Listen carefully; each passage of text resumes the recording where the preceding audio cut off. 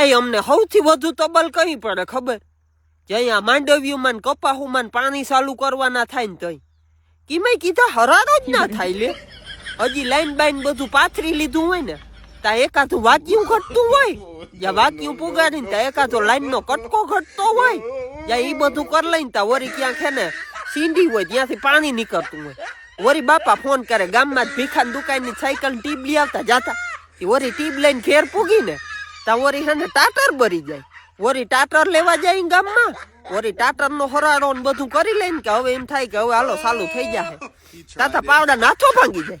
વરી પાવડા નાથો ન ખાવા ગામમાં જવું એટલે અમારે એક માટી તા હે ને ધક્કા ધૂકીમાં જ રહ્યા ભાઈ, એમાંથી જ ઊંસો ના આવે. અને એ બધું હજી નામી એમ થાય ને કે હા હવે જો આમ બધું નામી થઈ ગયું તાતા લાઈટ ના રહીએ લે.